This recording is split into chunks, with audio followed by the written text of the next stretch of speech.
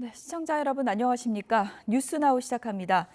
경기 이천시에 있는 물류 창고에서 큰 불이 났습니다. 소방은 인근 소방서 인력과 장비를 모두 동원하는 대응 2단계를 발령해서 진화 작업에 들어갔습니다. 자세한 내용은 취재기자 연결해서 들어보도록 하겠습니다. 윤태인 기자, 화재 소식 전해주시죠. 네, 먼저 저희 YTN으로도 화재 제보 영상이 계속해서 들어오고 있는 상황입니다. 들어온 제보 영상부터 먼저 보시겠습니다. 멀리서 보더라도 많은 연기가 건물 지붕을 감싸고 하늘 높이 뿜어져 나오는 모습입니다. 또 창고에서 멀리 떨어져 있는 곳에 있던 시민들도 까만 연기가 멀리 퍼져나가는 모습에 화재가 난 걸 알고 영상을 찍어서 제보해 주셨는데요. 그 정도로 화재 규모가 크다는 걸 알 수 있습니다. 자동차를 타고 근처를 달리던 시민들도 화재 현장을 촬영해 제보했는데요. 창문은 물론 기둥 사이사이로 까만 연기가 끊임없이 뿜어져 나오고 있고 또 기둥 사이로 보이는 건물 내부가 연기로 가득한 것을 볼 수 있었습니다. 또 시뻘건 불길이 보여서 창고 내부에서 화재가 계속되고 있는 걸 알 수 있습니다. 화재로 지붕도 찌그러지고 곳곳이 파손된 상태입니다. 경기 이천시 부바릅에 있는 3층짜리 물류센터에서 불이 난 건 오늘 오전 10시 20분쯤입니다. 불이 근처로 번질 것을 우려해서 소방은 인근 소방서 장비와 인력을 모두 동원하는 대응 2단계를 발령해 진화 작업을 벌이고 있습니다. 네, 물류센터 큰 불인데 지금 다친 사람도 있는 건가요? 네, 현재까지 60명이 대피한 것으로 파악됐고 인명피해도 없는 것으로 파악됐습니다. 불이 난 물류센터는 지하 1층, 지상 3층으로 된 건물인데요. 지상 1, 2층에서 30명, 3층에서 30명이 대피한 것으로 파악됐고 소방당국은 진화 작업을 벌이면서 인명피해 여부를 계속 확인하고 있습니다. 이천시도 물류창고 화재로 다량 연기가 발생하고 있다며 주변 도로로 우회하고 인근 주민들은 안전에 유의하라는 안전재난 문자를 발송했습니다. 소방은 불을 모두 끈 뒤에 자세한 화재 원인을 조사할 계획입니다. 지금까지 사회부에서 YTN 윤태인입니다. 네, 이번엔 전문가 연결해서 화재 사고 좀 자세하게 짚어보도록 하겠습니다. 함은구 을지대 안전공학 전공 교수가 전화로 연결돼 있습니다. 교수님 안녕하십니까? 네, 안녕하십니까? 네, 조금 전에 화면 보셨을 텐데요. 검은 연기가 상당히 많이 위로 이제 피어오르고 있는 그런 상황인데 화재 네네. 규모 어느 정도라고 보이십니까? 지금 이제 그 대형 물류 창고고요. 그 지상 3층에 지하 1층 그리고 연면적이 8만 제곱미터 규모로 이렇게 알려져 있는데요. 예. 지금 이제 뭐 연기가 굉장히 다량으로 발생하는 특히 이제 이 연기 형태를 보면 이 물류 창고 같은 경우에 대부분 이제 샌드위치 패널이라고 하는 자재를 사용을 해서 이 건축을 하고 있고요. 예. 지금 보이는 이제 연계의 형태라든가 연소 확대되는 그런 그 형태들도 이런 그 샌드위치 패널이라든가 안에 이제 여러 가지 그 보관 중이던 이 가연물들로 인해서 굉장히 좀 급격한 확대를 보여주고 있는 걸로 이렇게 보여집니다. 네, 급격한 확산세로 보인다라고 이제 얘기를 해주셨는데 저희가 뭐 지금 구조도를 확보한 건 아닌데 지금 이렇게 화면을 보셨을 때는 샌드위치 패널 형태로 상당히 좀 화재가 크게 확산될 걸로 보인다 이렇게 보시는 건가요? 네, 그렇습니다. 지금 뭐 그 소방대가 지금 제가 이제 뭐 아까 좀 단편적인 뭐 이런 그 화면만 봤지만 예. 일단 이런 그 물류창고 같은 경우에는 말씀드린 대로 이 부재가 열을 받으면 그 굉장히 이제 구조적인 부분을 지탱하기 어렵거든요. 그래서 만약에 이제 계속해서 이제 연소 확대가 되고 그러면 결국은 이제 그 물류창고가 뭐 붕괴를 한다거나 일부 이제 그 무너져 내리는 이런 현상들도 나타날 수가 있기 때문에 이제 이런 그 전반적인 어떤 여러 가지 붕괴라든가 이런 것도 좀 같이 고려를 하면서 진압이라든가 이런 것들을 좀 할 필요성이 있어 보입니다. 네, 지금 큰 불을 빨리 잡는 게 중요할 텐데 어떻습니까? 지금 보시기에 그 내부 진입이 좀 힘든 상황인 건가요?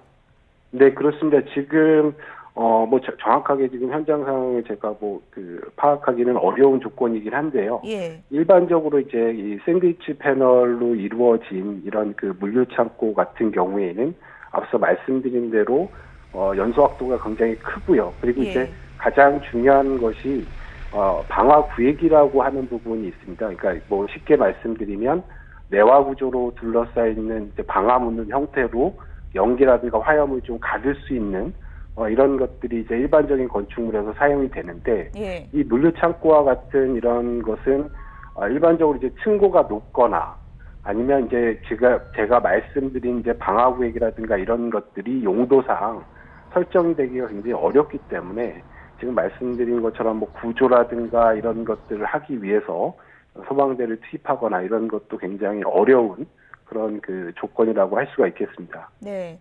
그러니까 화재 진압 매뉴얼상 지금 상황에서는 아마도 진입이 좀 힘들지 않을까 그렇게 보셨는데 불길이 조금 잦아들기 위해서는 지금 그러면 소방이 출동해서 어떤 부분을 할 수 있는 건가요?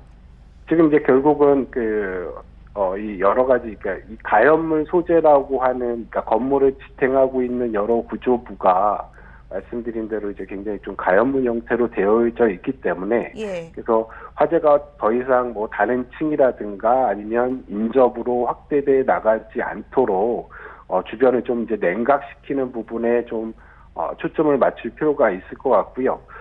실제로 이제 그 해당 건물 안에 만약에 이제 그 구조로 필요한 분들이 부분이 있다라고 한다면, 예. 어떤 그 집중적으로 어떻게 보면 그 피난 동선상으로 좀 여러 가지 그 진압 인력이라든가 장비를 좀 투입을 해서 빨리 좀 어떤 그 교두보를 확보하는 것이 가장 중요한 방법이라고 할 수 있겠습니다. 네. 물류센터가 뭐 구조적인 취약점이 있기 때문에 이제 화재가 나면은 대형 피해로 이어지는 경우가 종종 있었는데 아무래도 네네. 그 적재된 지금 물품이 어떤 건지는 확인이 안 되는데 그 물품이 뭐냐에 따라서도 또 화재의 그 규모가 크게 달라질 수 있겠죠.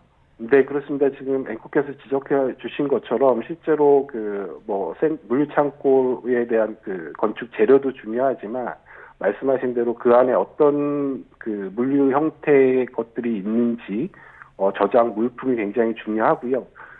그 가장 최근에는 그 아리셀 공장 같이 실제로 이제 뭐 그 2차 전지라든가 배터리라든가 뭐 소위 말하는 그 열폭주가 일어날 수 있는 이런 가연물들이 있다라고 하면 굉장히 또 더 위험한 조건이라고 할 수가 있겠고요. 또 한편으로는 뭐 그런 그 배터리 아니래도 뭐 여러 가지 유류라든가 그리고 폭발성 물질이 있는지, 그래서 소방당국에서는 이제 해당 물류 창고가 어떤 그 위험물이라든가 이런 것들을 저장 취급하고 사용하는지, 그리고 어떤 물품을 저장해서 사용을 하고 있는지 이런 것들에 대한 면밀한 좀 파악을 하신 후에 여러 가지 그 진입이라든가 이런 것들을 좀 고려를 할 필요성이 있어 보입니다. 네, 지금 상황을 다시 한번 좀 짚어드리면 현재까지 60명이 대피한 것으로 파악이 됐고 인명 피해는 현재까지는 없는 것으로 파악이 됐습니다. 이 네네. 물류센터 지금 지하 1층, 지상 3층으로 된 건물이고요. 지금 검은 연기가 피어나고 있는 지금 실시간 상황입니다.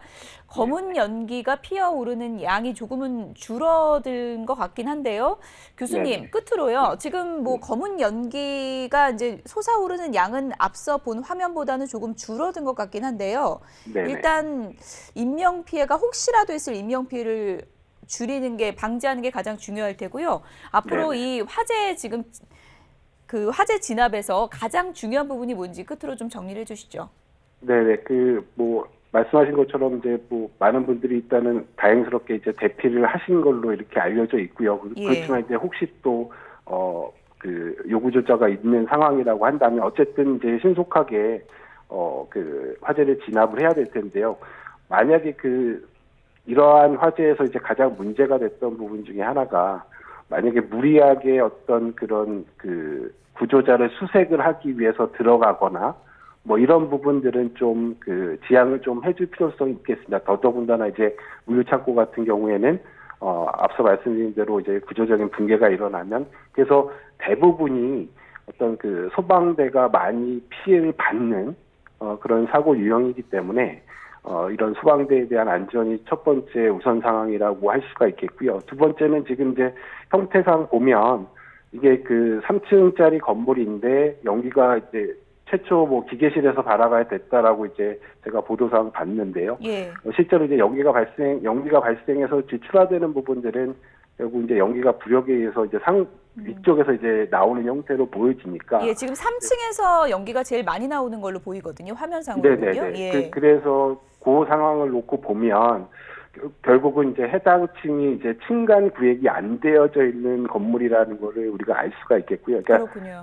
다시 말씀드리면 이제 그 위로 이제 굉장히 뻥 뚫려져 있는 그런 형태의 건물이기 때문에 어떻게 보면 피난상에 있어서는 좀 그 시간을 벌 수 있는 그런 형태의 건물이 아니었을까 이렇게 좀 보여집니다. 네. 이천 물류센터 대형 화재 전문가 연결해서 짚어봤습니다. 지금까지 함운구 을지대 안전공학전공 교수였습니다. 오늘 전화 연결 감사합니다. 네, 고맙습니다. 네, 화재 속보는 추가로 들어오는 대로 전해드리도록 하겠습니다. 날씨 좀 알아보죠. 오늘 한낮에는 기온이 크게 올라 강릉 등 동쪽 지역은 30도에 육박하는 여름 더위가 나타나겠습니다. 더위 속에서 영동은 오후부터 바람도 강해질 것으로 보여서 산불 발생 우려가 크다고 합니다. 취재기자 연결해서 기상 전망 들어보도록 하겠습니다. 김민경 기자, 오늘 기온이 30도 가까이 오르는 곳도 있다고요? 네, 한반도 남동쪽에 있는 고기압의 영향으로 따뜻한 남서풍이 불기 때문인데요. 맑은 날씨에 강한 햇볕까지 더해지면서 한낮에는 기온이 크게 오를 걸로 보입니다. 서울은 25도, 광주는 27도까지 오르는 등 서쪽 지역은 25도를 웃돌겠고 대구 28도, 강릉은 29도까지 오르는 등 동쪽은 30도에 육박할 걸로 예상됩니다. 6월 초에서 7월 중하순 수준의 한여름 못지않은 더위인데요. 더운 날씨에 더해 오후부터 영동은 바람이 강해질 걸로 보입니다. 순간적으로 풍속이 초속 15에서 20m 안팎의 강풍이 예상되는데요. 특히 강원 북부 산간은 바람이 초속 25m를 웃돌며 더욱 거세게 불 걸로 보여 강풍 예비특보가 내려졌습니다. 남서풍이 불면 바람이 태백산맥을 넘으며 동쪽은 더욱 고온 건조해지는 데다 양간지풍이라는 강한 바람이 불게 되는데요. 높은 기온과 건조한 날씨에 바람까지 강해지면 산불 발생 위험이 클 뿐만 아니라 작은 불씨도 순식간에 번질 수 있어 각별한 주의가 필요합니다. 이 같은 고온 건조한 날씨는 내일까지 이어지다 모레는 전국 대부분 지역에 5에서 20mm의 비가 내릴 전망입니다. 지금까지 과학기상부에서 YTN 김민경입니다. 대선 공식 선거운동 이틀째인 오늘 더불어민주당 이재명, 국민의힘 김문수, 개혁신당 이준석 후보가 잇따라 대구 경북을 찾았습니다.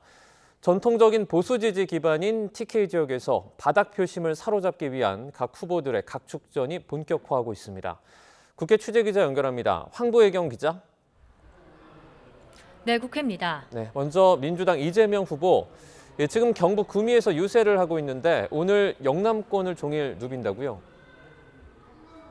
네, 먼저 민주당 이재명 후보는 오늘 경북 구미를 방문한 데 이어 대구와 포항, 울산을 차례로 돌며 지역 민심 잡기에 나섰습니다.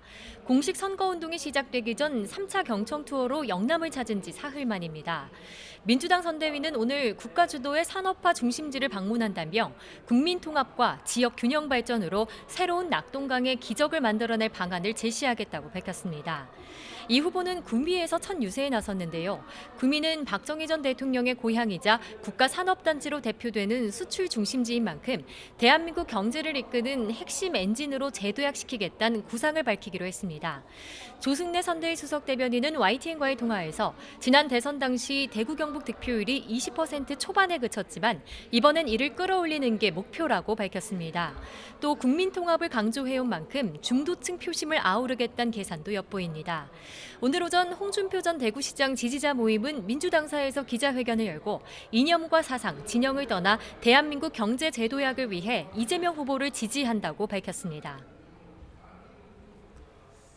네, 국민의힘 김문수 후보도 이틀 연속 영남권에서 유권자들과 만나고 있는데 어제 내놓은 계엄 관련 입장도 주목을 받고 있죠. 네, 김문수 후보는 어제 한 방송 인터뷰에서 윤석열 전 대통령의 비상계엄 선포로 고통을 겪은 국민에게 죄송스럽게 생각한다며 사과의 뜻을 전했습니다. 다만 당 일각에서 탄핵 사태의 대국민 사과 요구가 나오는 데에는 논의해보겠다며 말을 아꼈는데요. 김 후보는 오전 대구 경북 선대위 출정식 뒤 기자들과 만나 윤석열 전 대통령 출당 조치 계획은 현재로선 없다고 선을 그었습니다. 직접 들어보시겠습니다. 대통령께서 탈당을 하느냐 안 하느냐 하는 것은 본인의 뜻입니다. 우리 당이 대통령 보고 탈당해라 또는 뭐 하시려고 하는 걸 하지 마라 이렇게 하는 것은 옳지 않다고 생각하고 김 후보는 선대위 출정식에서 나라가 어려울 때마다 많은 산업혁명을 이뤄낸 대구 경북이 대한민국을 위대하게 만들 거로 생각한다고 말했습니다. 이어 신공항과 고속도로, 철도 인프라 구축을 적극 지원하고 지역대학과 연구개발 중심지를 육성해 젊은 인재가 떠나지 않는 대구 경북을 만들겠다고 공약했습니다. 김 후보는 울산과 부산의 전통시장 등에서도 유권자들과 직접 만날 예정인데요. 김 후보 캠프 측은 보수의 심장부를 돌며 단일화 과정에서 불거진 당내 분열을 통합하고 민생경제 회복 의지를 담았다고 설명했습니다. 개혁신당 이준석 후보의 일정도 정리해 주시죠. 네, 이준석 후보도 오늘 대구를 찾았습니다. 어제 연세대에 이어 오늘은 경북대에서 학식 먹기 행사를 진행하며 주요 지지층인 2030 세대 유권자들과 소통합니다. 이후 대구시 의사회관에서 지역 의료계와 간담회를 열어 의대 정원 확대 등 현안을 청취할 예정입니다. 또 대구 칠성시장에서 상인들과 버스킹 형식 간담회를 연 뒤 대구 228 공원에서 집중 유세를 펼칠 계획입니다. 이 후보는 대학생과 의료계, 상인 등 다양한 계층과 접촉하며 젊음과 통합에 방점을 둔 선거 전략을 내세우고 있습니다. 보수 지지층이 두터운 TK 지역에서 새 후보가 맞붙은 가운데 저마다 다른 메시지로 유권자들의 표심에 호소할 거로 보입니다. 지금까지 국회에서 전해드렸습니다.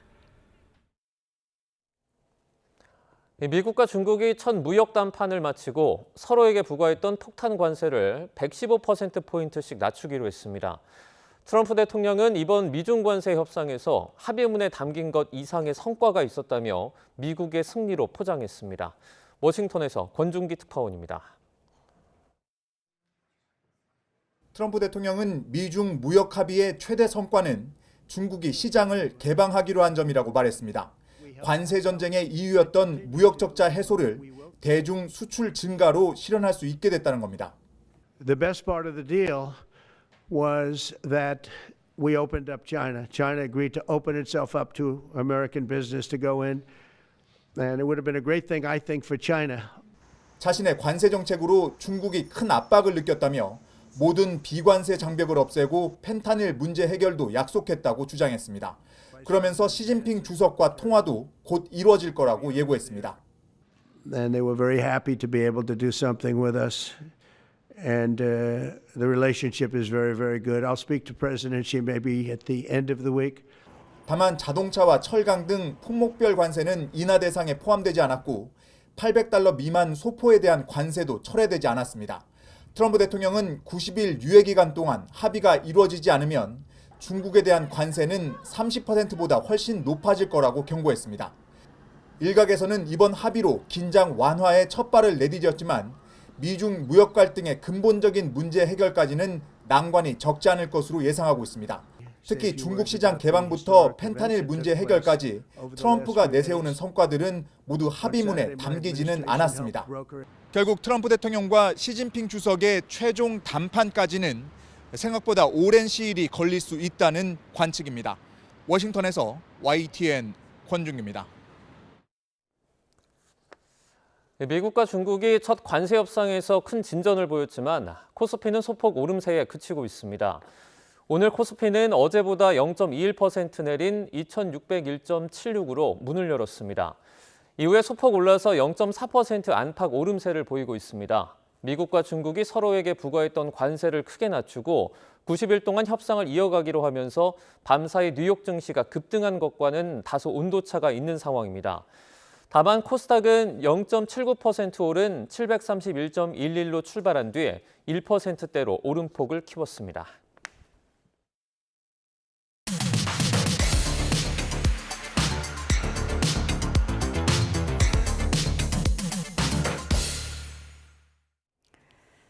네, 각이 살아있는 정치평론 시사정각 시작하겠습니다. 오늘 두 분 모셨는데요. 김상일 정치평론가 최진영 변호사 나오셨습니다. 어서 오세요. 네, 안녕하십니까.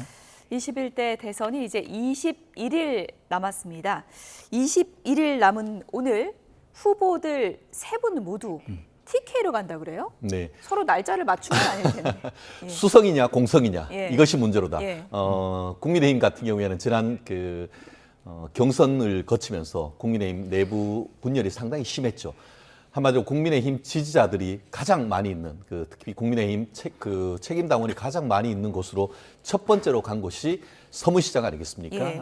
국민의힘으로서는 특히 김문수 후보님으로서는 보수 결집 한마디로 수성하기 위한 그런 전략인 것이고 특히 4가지 전략 중에 가장 첫 번째 전략이 8080 전략이라는 것이 있습니다. 뭐냐면은 대구 경북 TKPK를 합쳐가지고 어떻게 보면 투표율 80%, 득표율 80% 이것을 목표로 해서 지금 TKPK를 훑고 있지 않습니까? 어제 서문시장을 왔고 오늘 오전에 어떻게 보면 대구 경북 선대위에 임명장을 수여함과 함께 오후 같은 경우에는 이제 그 PK 지역 울산으로 가고 있는데요. 가장 먼저 어떻게 보면 통합을 해야 되는 그런 측면에서는 TK 지역을 찾은 것은 너무나 유효적절한 수단이다. 그런데 결국 그 이재명 후보 같은 경우에는 이미 본인이 후보로 당선된 이후에 시간이 충분했고 그러다 보니까 이미 전국적으로 한번 돈 다음에 호남은 이미 수성이 확실히 됐다 생각을 하니까 지도 밖으로 행군하자라고 하면서 공성 전략을 벌이고 있는 건 아니겠습니까? 과연 TK 지역에 얼마나 지금 이재명 후보가 득표를 가지고 갈지 그 부분도 지금 한 가지 포인트이기도 한데 하나의 변수가 지금 얘기했던 개혁신당 이준석 후보 아니겠습니까? 본인은 한 15% 이상의 득표를 한다라고 했습니다만 과연 그렇게 될 것인지 찻잔 속에 태풍이 될 것인지 아니면 정말 태풍의 눈이 될 것인지 뭐라 단정할 수는 없겠습니다만 제가 봤을 때는 예전 국민의당 안철수 후보만큼의 어떤 파괴력은 있기는 어렵지 않을까 하는 생각인데 아무튼 오늘 3자가 모두 TK로 했는 것은 그만큼 TK 지역의 어떤 정치적 영향력이 크다는 것을 간접적으로 반증하는 것이라고 봅니다. 네, 뭐 지나다니다가 후보들끼리 마주치지 않을까 그런 생각도 드는데 어쨌든 TK로 달려간 후보들 전략 그래픽 조금 전 그래픽 다시 한번 좀 보여주시면 좋을 것 같습니다. 네, 이재명 후보 안동의 아들이다 이렇게 내세우고 있죠. 산토끼를 잡기 위해 TK에 갔고요. 김문수 후보는 TK 집중 유세, 집토끼 달래기 전략입니다. 이준석 후보는 2030 유권자를 겨냥하는 일정을 짰습니다. 이재명 후보 안동의 아들 내세우고 있는데 지난 대선 때 이재명 후보가 득표했던 게 20% 정도라고 하거든요. 네. 이번에 그거는 무조건 뛰어넘겠다 이런 각오겠죠? 네, 그렇습니다. 지금 실제로 TK가 흔들리는 민심을 가지고 있다고 판단을 하는 것이죠.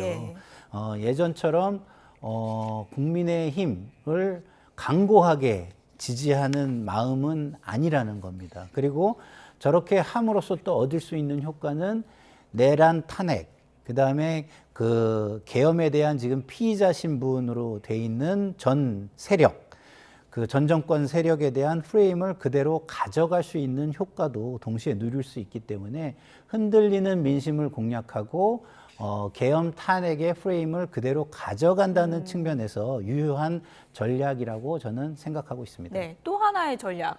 나는 영남 사람이다. 네. 이거 어느 정도 좀 먹힐까요? 어떻게 보십니까? 그건 뭐 계속 얘기를 해온 거잖아요, 사실. 그런데 계속 얘기해 온 것도 타이밍과 그다음에 그 상황에 따라서 좀 달라질 수 있는 것이니까 이번에는 그 부분도 기대를 하고 있다. 이렇게 말씀을 드리는 게 맞을 것 같습니다. 네, 신동호 국민의힘 선거대책본부 대변인 단장이 이재명 후보가 내가 영남 사람이라 그러는데 이거 위선이다 이랬거든요. 이게 왜 위선이 되나요?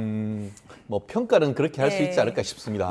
영남 사람인데 특히 그 본인이 아버지에 대해서 얘기를 하면서 지금 최근에는 일부 그 지역민들이 아버님과 관련되는 여러 그 안동과 그 지역에 있었던 옛날 얘기를 하면서 형사 고소하는 뭐 그런 일도 있었는 것 같은데 다를 때는 어떻게 보면은 뭐 호남이나 이런 데 가서 하면서 왜 지금 그 와가지고 본인이 영남의 아들이다 얘기하는 것에 대한 어떤 비판 아니겠습니까? 결국은 본인의 정치적 근거지도 대구 경북을 지역으로 있는 것이 아니고 그동안은 수도권에서 활동을 해왔다가 이제 표를 얻을 때가 되니까 이제 와서 내가 영남의 아들이라는 것 자체가 적절하지 못했다라는 그런 비판을 하고 있는 것이고 나름대로 이재명 후보에 대한 견제 아니겠습니까? TK, PK의 어떤 표는 그렇게 한다고 우리가 줄 수는 없다라는 것이고 그것을 TK, PK에 있는 유권자들에게 대해서도 한번 각인시키는 그런 효과가 있는 것 같은데요. 뭐 저도 개인적으로는 조금 더 품격 있는 논평을 하셨으면 하는 그런 생각도 해보기도 했습니다. 최진영 변호사께서 워낙에 TK 민심 잘 알고 계시니까 TK 민심이 예전 같지 않다. 이번 단일화 소동도 그렇고 민심이 지금 요동치고 있다. 이런 얘기 많잖아요. 그런 부분에 진짜 대해서는 그래요? 상당 부분 예. 공감을 하고 예. 국민의힘 지도부가 이 부분에 있어서는 정말 반성해야 된다라고 생각을 합니다. 실제 그 최근에 재판이나 일 때문에 대구 경북을 찾아보면은 젊은 층 같은 경우에는 한동훈 전 대표에 대한 지지층도 상당히 강합니다. 그리고 특히 지난 주말에 있었던 당내에서의 어떤 후보 끌어내리기 사실상 쿠데타 뭐 이런 얘기를 보면서 과연 내가 국민의힘 지지층을 계속 해야 되는가에 대한 볼멘 소리도 사실 없지 않았습니다. 하지만 그럼에도 불구하고 그리고 또 한 가지 기존에도 어떻게 보면 보수의 상징이라고 할 수 있는 구미 지역에서도 민주당 시장이 되기도까지 했습니다. 예. 그렇기 때문에 여전히 국민의힘에서 대구 경북이 사실상 거기는 내가 뭐 말만 하면 표를 준다라고 생각할 수는 없습니다. 그렇기 때문에 제일 먼저 찾은 것이 대구 경북 아니겠습니까? 그렇다는 점에서 민심을 수습한다고 하면은 뭐 호남에서의 민주당 지지율까지는 아니지만 아마 지난 대선 때에 압도적으로 윤석열 대통령을 후보를 지지했는 유사한 정도의 어떤 지지율은 충분히 회복할 가능성이 현실적으로 높지 않을까 예측해 봅니다. 네. 조금 전에 속보가 들어와서요. 이 속보부터 좀 전해드려야 될 것 같습니다. 이천 물류센터에서 큰 불이 나서 저희가 앞부분에서 좀 전해드렸는데요. 대피 인원이 지금 계속 늘고 있는 것 같습니다. 앞서 제가 60명 정도 대피했다고 말씀을 드렸는데 현재까지 파악된 대피 인원이 110여 명으로 늘었습니다. 화면을 보시는 것처럼 물류창고 3층짜리 건물인데요. 검은 연기가 상당히 위로 많이 피어오르는 불이 확산세에 있는 그런 상황이라는 걸 앞서 말씀드렸고요. 그리고 물류창고 구조적인 문제로 또 화재가 크게 번질 수 있다는 우려가 있는데요. 가장 중요한 건 인명피해가 없도록 막는 것이겠죠. 지금 대피 인원이 110명까지 늘었다고 하고요. 소방당국에서 밝힌 내용에 따르면 추가 대피 작업이 이루어지고 있습니다. 건물 내에 남아있는 사람이 없도록 하는 것이 지금 가장 중요한 문제일 거고요. 인명피해 여부는 계속 확인하고 있고 진화 작업과 수색 작업을 동시에 진행하고 있다고 합니다. 화재 소식 추가로 들어오는 대로 바로 속보로 전해드리도록 하겠습니다. 네, TK 민심 잡기 상황 전해드리고 있는데요. 이재명 후보 입장에서 TK 다음이 이제 PK를 공략한다고 하거든요. 네. TK, PK 민심 잡는 게 선거 전략에서 어떤 그 부분이라고 할 수 있을까요? 그러니까 사실은 선거를 우리가 치르면 예. 기본적으로는 그 전통적인 강세 지역에 가서 인사를 드리고 시작하는, 그리고 붐업을 위해서 거기서 시작해서 그 다음에는 좀 약세 지역으로 가서 어떤 홍보의 그 영역을 넓히고 마지막에는 그 실제 표가 되는 그 공략층을, 타겟층을 골라내서 거길 집중으로 마지막으로 마무리하는 이런 게 이제 전형적인 선거 방식인데요. 예. 약세 지역으로 먼저 갔다는 것은 그만큼 자신감이 있고 지금의 상황이 굉장히 유리하다는 것을 보여주는 겁니다. 그렇기 때문에 이제는 우리 진영만 내세우지 않고 국가와 국민, 그러니까 진영 논리가 아니라 국가와 국민의 시각, 국가와 국민의 논리로 이야기하겠다라는 것을 표방하기 위해서 그 약세 지역으로 가서 유세를 먼저 시작한 것으로 보입니다. 국민 통합을 상징하는 것이죠. 네. 국민 통합을 내건 이재명 후보, 최근에 뭐 중도 그리고 보수 인사들까지 그 세력을 확장하고 있는 그런 상황인데, 홍준표 전 후보에 대해서 이런 글을 올렸습니다. 그래픽부터 좀 보여주시면 좋을 것 같은데요.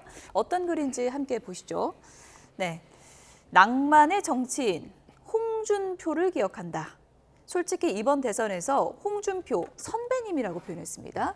홍준표 선배님이 나왔다면 내가 가장 부담스러웠을 것이다. 이렇게 쓰면서요. 정계 은퇴를 선언하셔서 참으로 안타깝다. 그래픽에 들어가 있지는 않지만 미국 갔다 오시면 막걸리 한잔하자. 이렇게 썼거든요. 어떤 의도가 있다고 보십니까? 이거는 이재명의 EEJ 전략이다. 아, 그렇습니다. 한마디로 그 적으로서 적을 제압한다는 그게 EEJ 전략 아니겠습니까? 예. 쉽게 말하면 갈라치기 이관계 이렇게 표현한 것이 맞겠죠. 그냥 낭만으로 쓴 거예요. 아니. 그런데 저와 같은 그 정치인의 글에는 외면적으로 드러난 것뿐만 아니고 내부적으로 뭔가 있다라는 것을 암시하는 건 아니겠습니까? 예. 실질적으로 국민의힘 지지층 중에서 이러다가 홍준표 전 시장님 이재명 캠프로 가는 것이 아니냐 하는 그런 얘기도 지금 낳고 있는 것이 현실이고 예. 실제로 지금 그 홍준표 그 후보님이 사퇴하고 사모님까지 사퇴하고 탈당까지 한 그런 이후에 대구 지역에 있는 적지 않은 그 국민의힘 당원들이 탈당했던 사태가 있었습니다. 그리고 오늘 오전 같은 경우에 그중에 일부가 민주당에 입당을 하는 그런 절차도 했던 것으로 알고 있는데요. 예. 결국 그 민주당 같은 경우에는 어떤 식으로는 해서 국민의힘의 지지층을 끌어올려고 하는 것 아니겠습니까? 예. 그 선거란 것이 중도층을 가지고 오는 것뿐만 아니고 상대방의 표를 가지고 오면 2표입니다. 그러다 보니까 예. 더 적극적으로 지금 홍준표 후보를 비롯해서 마음의 상처를 입고 있는 분들에 대한 어떤 러브콜을 보내고 있는 그런 상황인데요. 그 여파는 그렇게 크지는 않은 거라고 생각합니다. 실질적으로 지금 홍준표 후보가 그렇게 나갔지만 어제 바로 그와 같은 민심을 수습하기 위해서 그 김문수 후보가 대구 경북을 찾았고 대구 경북에서 우리 서문시장이 디비졌다라고 할 만큼 서문시장에서 김문수 후보님을 지지하는 인파가 굉장히 많이 몰렸습니다. 그런 식으로 민심을 다듬으로써 일부는 그렇게 이렇게 이탈하는 세력이 있지만 큰 틀에서는 예. 어떤 이재명 후보의 EEJ 전략, 이 관계가 큰 효과는 보지 못할 것으로 예. 예측을 합니다. 그래도 이제 많은 분들이 홍준표 전 후보 지지자들이 오늘 이재명 후보 지지를 선언했거든요. 네. 이건 뭐 중도 확장을 넘어서서 보수의 상징인 그렇죠. 홍준표 후보의 지지자들이 이재명 후보를 지지했단 말입니다. 이건 그렇죠. 어떤 의미가 있을까요? 그러니까 외연의 확장이 예. 이루어지고 있다. 예. 이렇게 말씀을 드릴 수가 있는데요. 그 이유는 뭐냐면 국민의힘이 경선에서 보여준 어떤 공당으로서의 정당성의 훼손, 그리고 공당이 가지고 있는 제도의 정당성의 훼손, 그것으로 인한 홍준표 후보와 홍준표 후보 지지층의 어떤 감정이 굉장히 많이 상처 입은 그런 부분을 공략하는 것이다라고 저는 생각을 하고요. 예. 기본적으로 이것이 노리는 효과는 윤전 고립합니다. 윤석열 지지층과 전광훈 지지층으로 고립시킨다. 그리고 나머지 부분에 대해서는 틈새 전략으로 파고 들어간다. 이런 데 있어서 가장 좋은 것은 아까 이의제기로 이용을 말씀을 해주셨지만 예. 그러니까 다른 사람의 또 그 차도라고 하잖아요. 그런 남의 칼을 빌어서 또 하는 것이 가장 좋은 방법이기 때문에 그런 방법을 이용해서 외연을 확장해 나가고 있다. 네. 이런 생각이 듭니다. 그래도 막걸리 한잔 하자 뭐 이런 건 그냥 순수한 진심으로 보면 되는 거죠? 그러니까 예. 그것이 순수한 진심에서 시작을 했겠지만 선거의 어떤 지금의 분위기에서의 예. 어떤 정서적인 공략 그런 것들이 굉장히 효과가 크지 않습니까? 그래서 과유불급입니다. 너무 과도하게 신동욱 그 대변인처럼 그 TK 사람이 아니다. 예. 이런 식으로 과하게 하는 것보다는 이렇게 은은하게 어떤 인간의 본성과 정서를 자극하는 이런 예. 공략법을 선택했다는 데서 상당히 지금 이재명 캠프의 책사들이 훌륭하다는 느낌이 듭니다. 네. 홍준표 선배님 이렇게 표현을 했는데 홍준표 선배님 막걸리 하시죠? 이런 표현을 했는데 두 분이 과거에 훈훈한 장면을 연출했던 적도 있습니다. 어떤 장면인지 다시 한번 보시죠. 근데 시장님 제가 이게 직접 얼굴 뵌 건 참 오랜만이어서 저도 그런 대구 물이 좋은지 얼굴이 아주 좋아지신 것 같습니다. 고향에 내려오면 편하죠. 그렇군요. 네, 네. 2015년도에 문재인 민주당 대표가 경남도청을 한번 방문한 일이 있어요. 네. 그때 아마 무상급식 때문에 그렇군요. 왔는데 아마 경남도청 생기고 민주당 대표가 경남도청 방문한 일이 처음입니다. 그렇군요. 대구시청 생기고 민주당 대표가 방문한 것도 대표님이 처음입니다. 그런가요? 그렇습니다. 영광입니다. 저희들이 영광입니다. 네, 지금 홍준표 전 후보는 미국에 있고요. 2년 전 5월 모습입니다. 이재명 당시 대표가 이제 대구시청을 찾아서 홍준표 당시 대구시장을 만난 건데 홍준표 전 후보가 얼굴 표정을 잘 못 숨기잖아요. 굉장히 좀 훈훈한 분위기인데 어떻게 보십니까? 이른바 브로맨스? 예. 뭐 그런 느낌인 것 같습니다. 예. 나름대로의 어떤 그 당시에 어떤 그 방백들이 서로 만난다는 점에서는 뭐 좋은 일이죠. 근데 저때 어떤 일이 있었냐면은 한동훈 당시 비대위원장은 대구를 내려갔지만 홍준표 시장을 만나지 못했던 반면에 예. 이재명 시장은 가서 그 서로 둘이 만났던 저런 모습을 연출하면서 내부적으로 조금 비판이 있었던 것도 사실입니다. 근데 어쨌든 인간 대 인간으로서의 만나는 것에 대해서는 나름대로 의미가 있고 특히 예. 지난번 같은 경우에 우리 국민의힘 그 경선 과정에서도 어떻게 보면 홍준표, 한동훈 두 분이 이제 맞수 토론을 할 때 그때 같은 경우에도 한동훈 후보에 대해서 나를 세우면서 본류에 대해서는 제대로 성과를 못 내밀고 법인카드 같은 그런 어떤 수사만 하느냐라고 한동훈 후보를 질타했던 그런 부분에서도 상당 부분 어떻게 보면은 이재명 후보를 지원하는 듯한 그런 느낌을 가졌었는데요. 예. 어쨌든 그런 그 전체적인 흐름이 최종적으로 어떻게 갈지는 모르겠습니다만 이재명과 홍준표 사이에 약간의 어떤 그 핑크빛 이런 것이 도는 것은 사실입니다. 하지만 저는 이렇게 생각합니다. 이번 대선은 총칼 든지 않은 전쟁이죠. 그런데 예컨대 이스라엘에서 중동 전쟁을 벌이면 어떡합니까? 미국에 유학하던 학생들도 이스라엘로 가서 힘을 합칩니다. 그런데 지금 이 상황 속에서 본인이 경선까지 나왔다가 낙선했는 상황 속에서 마음이 좀 불편했다고 해서 이거 탈당까지 하고 해외에 가서 이제 또 국민의힘에 대한 어떤 칼날을 겨누는 이런 것이 과연 정당한지에 대해서는 보수를 지지하는 사람으로서는 좀 아쉬울 수밖에 없는데 지금이라도 홍준표 선배님 좀 돌아오셔가지고 김문수 후보님 좀 지원해 주셨으면 합니다. 예, 지금 그래픽으로 나오고 있네요. 정계 은퇴하셨다고는 하는데 SNS는 계속 활발하게 하시거든요. 지금 정치를 30년 했는데도 어쩌다가 한 X에게 제가 말을 뭐 할 수는 없습니다. 2번이나 내다바이 사기 범죄를 당했다. 누군지는 아시겠죠?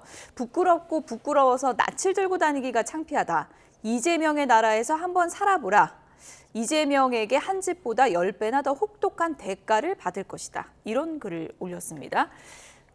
이름은 거론 안 하겠지만 누군지는 다 아시겠죠? 그렇죠. 예. 그러니까 사실은 좀 전에 그 이재명 대표가 대구시청을 처음 방문하게 한 모습을 우리가 봤잖아요. 근데 그게 이재명 그때 대표를 환영한 것이라고 저는 보지 않고요. 한동훈 그 당시에 비대위원장을 공격한 것이라고 저는 봐요. 그러면 그때 공격을 왜 했느냐? 한동훈 그때 비대위원장이 윤석열 대통령과 사이가 좋지 않았습니다. 예. 그래서 이거는 이재명 대표를 지원하기 위한 이벤트가 아니었고요. 윤석열 대통령을 지원하기 위한 이벤트였다. 이렇게 보는 것이 저는 더 맞다고 봅니다. 예. 그런데 그렇게까지 본인이 한동훈을 공격해 가면서 지원을 한 그 한 X가 예. 이렇게 나를 내다바이, 그러니까 뭐 내다바이라는 표현은 안 맞죠. 어쨌든 사기 범죄라고 내치는 어쨌든 내치는, 예. 그런 것들을 보면서 정말 본인이 정치의 도가 땅에 떨어졌다 이렇게 생각을 하는 것 같습니다. 그래서 해외에 나가서 이 탁 트인 광경만 봐도 속이 시원할 정도로 감정이 예. 역설적으로 상해 있다라는 것을 보여주고 있는 것 아닌가 이런 생각이 듭니다. 예. 탁 트인 광경 또 사진도 찍어서 네, 올리셨더라고요. 네. SNS에. 미국 하와이 빅 아일랜드. 네. 저희가 사진도 또 준비했습니다. 탁 트인 수평선이 꽉 막혔던 마음을 활짝 열어주는 화라산섬 빅아일랜드 코나. 저희가 뭐 지금 광고하는 건 아닌데 홍준표 전 시장이 직접 올린 사진입니다. 저렇게 힐링하러 가셔서 또 정치 글은 계속 올리시더라고요. 예. 내가 정계 했다고 하니 진짜 정계 은퇴한 줄 아느냐 그런 느낌인 것 같습니다. 예. 어떤 그 뒤끝 장렬 뭐 이런 예. 얘기도 하는데 사실 진짜 정말 정계 은퇴를 했다라고 하면은 그런 글을 계속 올리지 않으실 텐데 그러니까 몸은 하와이에 있지만 마음은 여전히 그 서울의 대선판에 있는 것이 아닌가 싶습니다. 예. 사실 지난번 같은 경우에도 이미 정치계를 한번 떠난다라고 선언을 하고 미국까지 가셨다가 다시 컴백해서 정계에 복귀한 사실이 있는데 그와 같은 전철을 받을 가능성도 지금으로선 배제할 수가 없다고 봅니다. 결국 이런 상황 속에서 과연 계속 이런 기조로 갈 것인가 아니면은 이런 그 서운함을 털어내고 다시 한번 어떻게 보면은 그 컴백에서 김문수 후보를 지원을 할 것인지 아직 그 가능성도 저는 충분히 남아 있다고 봅니다. 근데 제가 여쭤보고 싶은 건 서운할 만은 한 거죠? 어떻게 보십니까? 지금 특히 그 저는 이 부분에 대해서는 약간 양가적인 측면입니다. 무슨 말씀이냐? 윤석열 전 대통령에 대한 서운함도 충분히 있을 겁니다. 하지만 본인 스스로 고백했듯이 책임 총리를 윤석열 전 대통령께서 제안한 적도 있는 것 아닙니까? 결국 그에 대해서 본인은 지금 내가 대구시장을 하고 있기 때문에 지금은 아닙니다. 내가 임무를 끝마친다고 하면 그때는 도와드릴 수 있겠다라는 그 정도의 어떤 그 서로 그 정권에 대한 공동 책임 이런 부분까지 있었다라고 한다고 하면은 과연 홍준표 전 후보님께서 이런 식으로 지속적인 어떤 그 서운함을 소셜 미디어로 표현을 하는 것이 맞는 것인지 이때 있는 감정은 큰 태평양에 다 묻어버리고 지금이라도 한국으로 돌아오는 비행기표를 좀 끊으셨으면 합니다. 홍준표 전 시장이 어쨌든 책사까지 지금 이재명 후보 캠프로 간 그런 상황인데 그렇죠. 또 글에 김문수 화이팅 또 이렇게 썼더라고요. 지금 양가적인 감정일까요? 그렇죠. 굉장히 억울하고 서운하고 이런 감정이 굉장히 커 보이고요. 그렇지만 어쨌든 내가 국민의 힘이었다라는 거는 한 줄 남기겠다. 이런 차원에서 한 줄을 남기신 것 같은데요. 감정을 속일 수는 없는 거예요. 그렇지만 이 공정하지 않았던 게임, 국민의힘의 경선에 대한 억울함, 서운함 이것이 너무 컸기 때문에 심지어 본인의 정책을 총괄했던 핵심 측근이 이재명 후보에게 가는 것조차도 용인하는 모습을 보이는 거 아닙니까? 예를 들어서 그냥 외곽에 있는 참모였다면 간다고 잡을 수 없을 겁니다. 그렇지만 저렇게 핵심적인 자리에 있는 사람들은요, 그 사람들 자체도 물어봅니다. 같이 자기가 모셨던 그 소위 말하는 그 오너에게 물어보고 가지 그냥 가는 경우가 별로 없습니다. 사전에 소통이 다 된 거다. 저는 그렇게 생각합니다. 저 정도 위치라면. 저도 뭐 과거에 모셨던 분이 굉장히 너무나 큰 정치인이었기 때문에 다른 온신을 할 때는 그분에게 항상 제가 이렇게 하려고 합니다라는 거를 양해를 구했었거든요.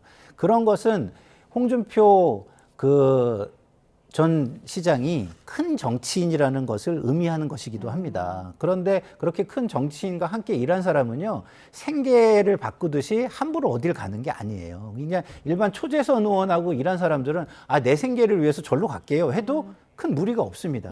근데 일가를 이룬 정치인과 함께 일한 사람들은 그렇게 가는 게 법이 없고 그렇게 가는 게 도리도 아닙니다. 그런데 그런 분이 갔다라는 것은 홍준표 전 후보, 전 시장의 억울함, 경선에 대한 억울함이 아주 짙게 배어 있는 모습이다. 이런 생각이 듭니다. 일종의 뭐 배신감이 들었다. 뭐 이렇게도 억울함이라고 표현하는 게 억울함이 들었다. 이런 표현을 해주셨는데 어쨌든 뭐 그런 글을 썼지만 김문수 후보 화이팅 이렇게 썼거든요. 김문수 후보는 지금 영남권에서 유세를 이어가고 있는데 기사가 많이 나오는 부분이 옷입니다. 지금 뭐 빨간 점퍼를 입고 유세를 하고 있다 그러는데 뭐 이름도 안 써 있다 그래요?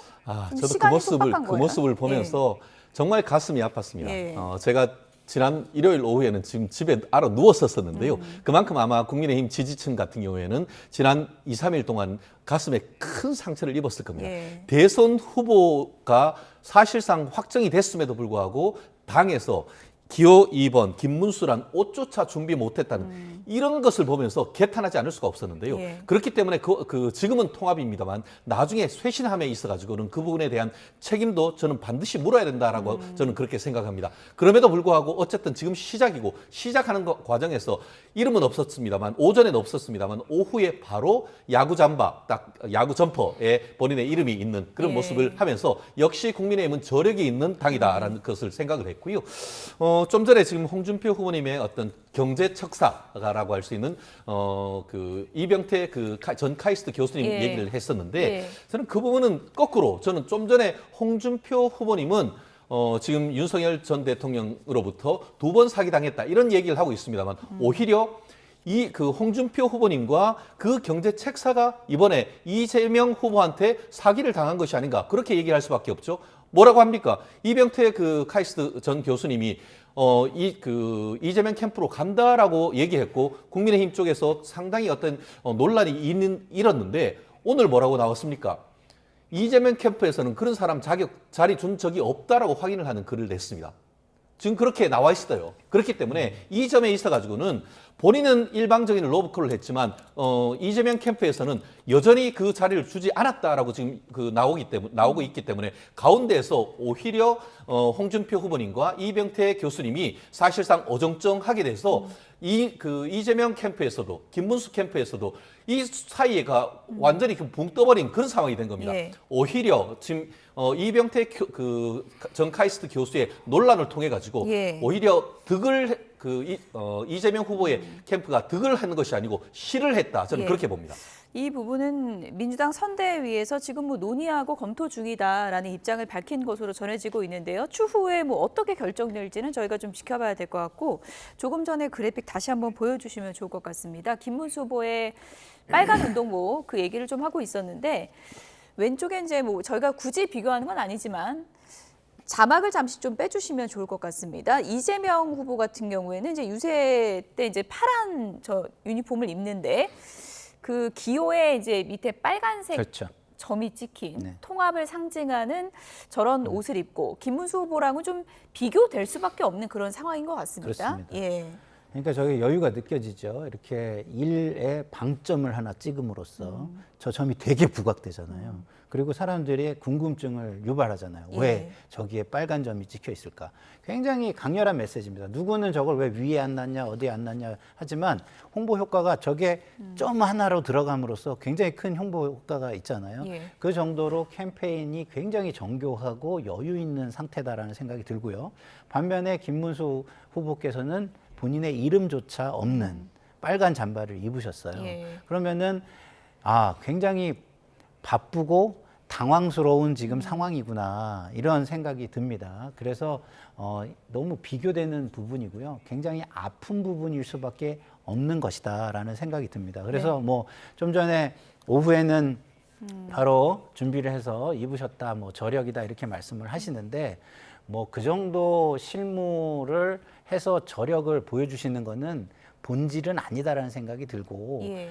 이 선거에서 승리할 수 있는 기반을 마련하는 것. 다시 말해서 내부의 통합을 위해서 내부의 갈등 요소가 되는 핵심 부분을 빨리 정리해내는 것. 그거에 정치력을 보이시는 게 저 예. 김문수와 기호 2번을 박는 것보다 훨씬 선거운동의 기반을 형성하는 것이 될 것이다라는 생각이 듭니다. 짧게 해서 말씀드리고 싶은데요. 기호 1번 발끝에 하이힐 뒤축 정도의 빨간 점을 찍은 것이 무슨 통합을 의미하는 것인지, 통합을 하려고 하면은 파란과 빨강을 5대5 내지는 한 5.5대 4.5라고 해야 되지. 99대 1로 해놓고 그게 무슨 통합입니까? 결국은 운동화에는 빨간색 비율이 조금 늘어나요. 우리가요 강조를 하기 위해서는 저렇게 하는 게 오히려 강조가 되기도 해요. 그게 상징이라고 하지만 오히려 뒤축으로 발로 밟는 듯한 그런 느낌이 있기 때문에 빨간색 입장에서는 그리 기분 좋은 그런 모습은 아닌 것 같습니다. 여론조사 한번 하셔가지고 실제 그렇게 느끼신다고 한다면 바꾸라고 제가 저 당에 공식 건의하겠습니다. 어쨌든 파란색에 빨간색을 섞은 운동화를 신은 이재명 후보, TK를 찾아서 민심 잡기에 나섰는데요. 어떤 메시지가 있었는지 들어보시죠. 여러분, 여기가 박정희라고 하는 전 대통령이 출생한 곳이라면서요. 그 박정희 대통령에 대한 평가도 다양하지요. 저는 젊은 시절에 그렇게 생각했어요.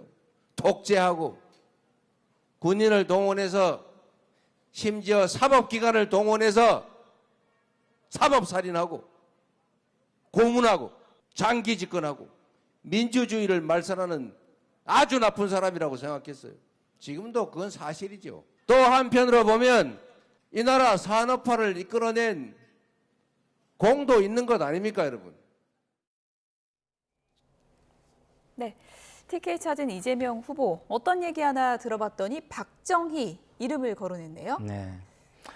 그러니까 그 보수에는 박정희 대통령에 대한 향수와 그분의 업적을 기리는 그 마음이 굉장히 큽니다. 그렇기 때문에 이제 그 부분을 언급해 주고 싶은 거고요. 그러나 우리 지지층에 먼저 양해를 구하는 거죠. 그런 부분은 내가 안다.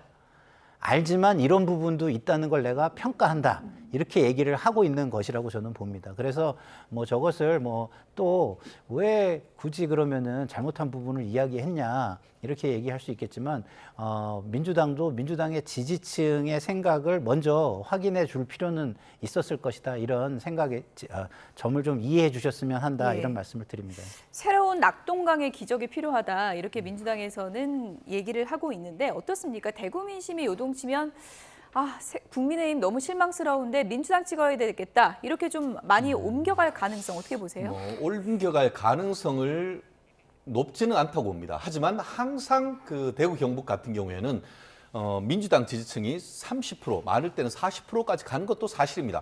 호남과 영남은 사뭇 다릅니다.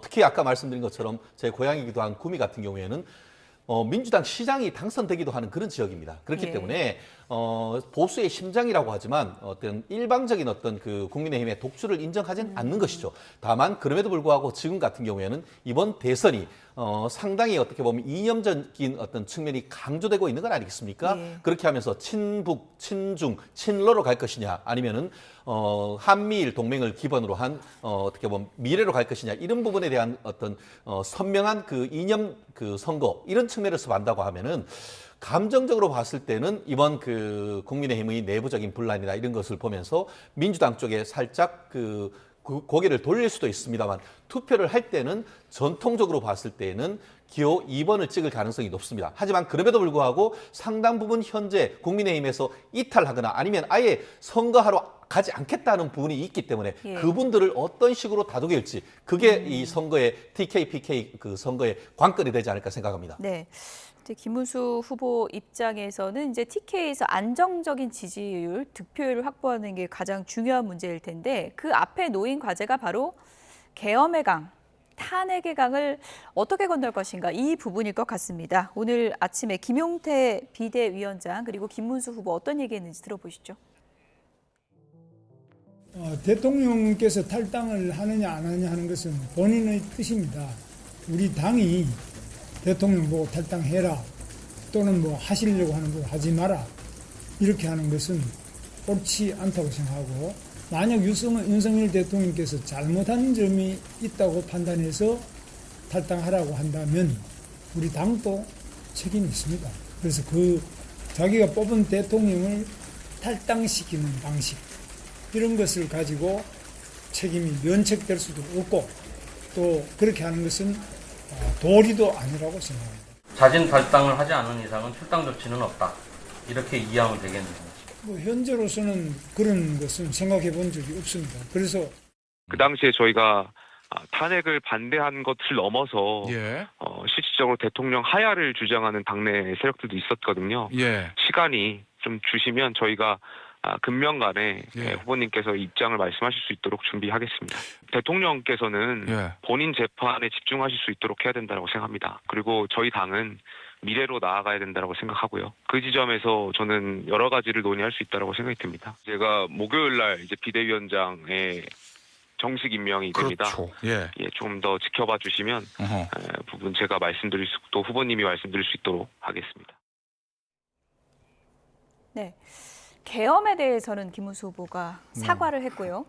탄핵 부분에 대해서는 아직 입장 표명이 없는데 김용태 비대위원장이 이제 후보 본인 입으로 얘기를 하도록 하겠다라고 했거든요. 좀 진전된 입장이 나올 거라고 보세요?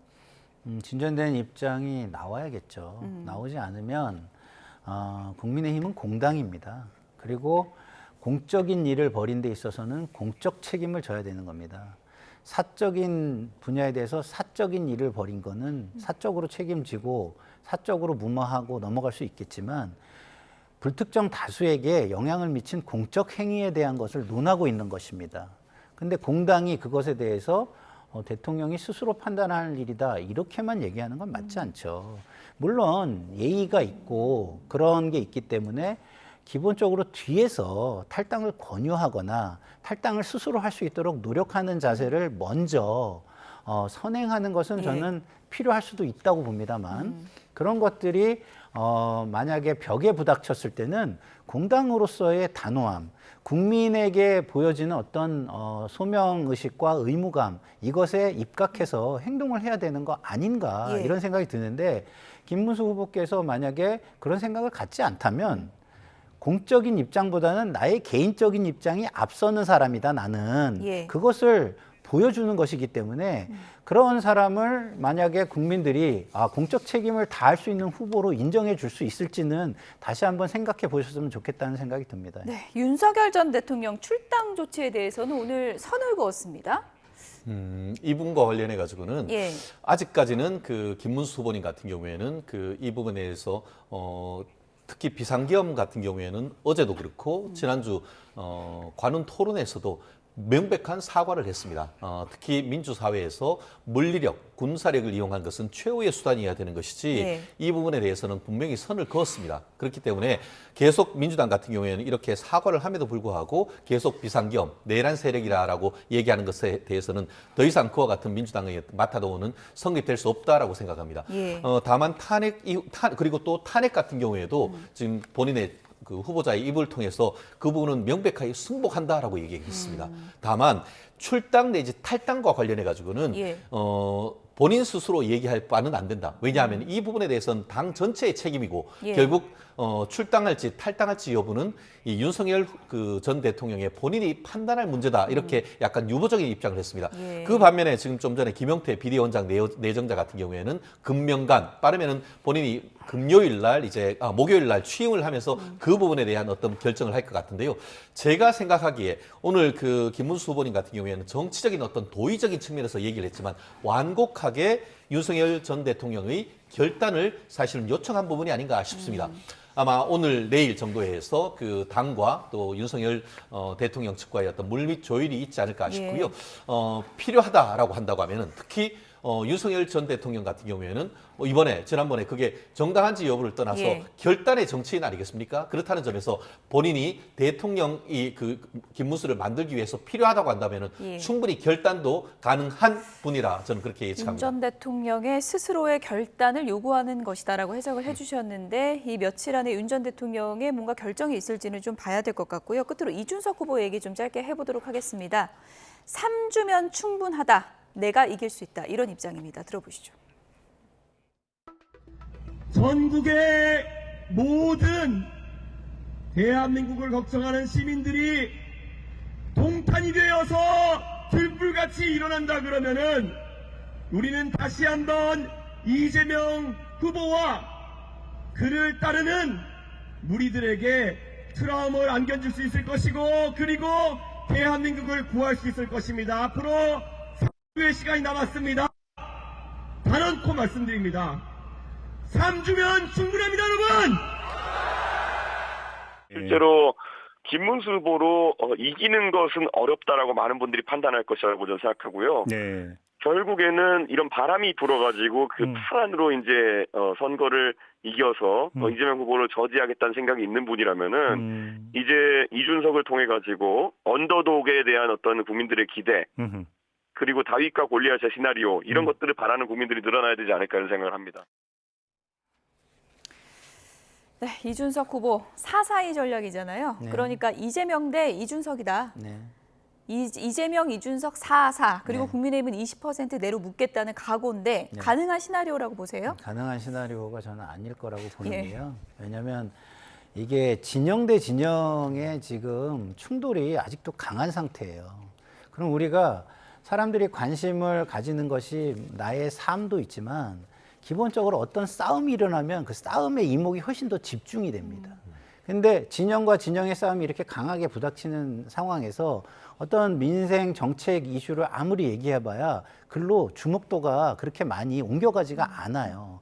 그렇기 때문에 저런 이야기가 지금 그렇게 주목받기 쉬운 상황이 아니라는 점에서 본인은 굉장히 똑똑한 전략이다라고 이야기를 하지만 예. 그것이 국민들의 관심, 주목을 끌기에는 지금 정치 상황 자체가 녹록지 않다라는 생각이 듭니다. 이준석 후보가 요즘 가장 많이 언급하는 단어 중에 하나가 바로 노무현, 케네디거든요. 어떤 비전이라고 보세요?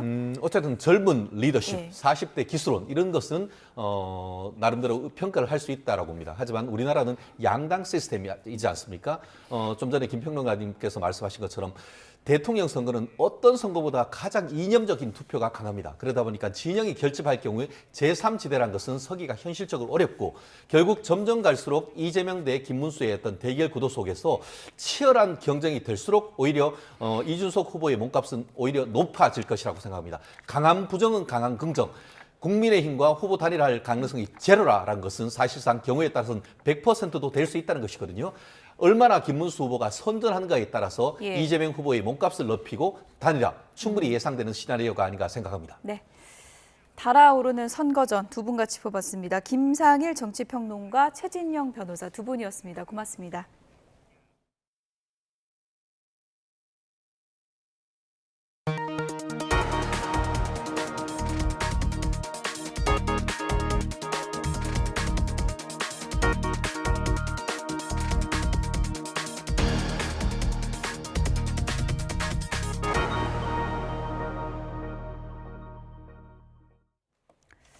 네, 앞서 전해드렸던 화재 소식 계속해서 전해드리겠습니다. 경기 이천시에 있는 물류창고에서 오늘 큰 불이 났습니다. 소방이 인근 소방서 인력과 장비를 모두 동원하는 대응 2단계를 발령해서 진화 작업을 벌이고 있는데요. 자세한 내용은 취재 기자 연결해서 알아보겠습니다. 윤태인 기자 전해주시죠.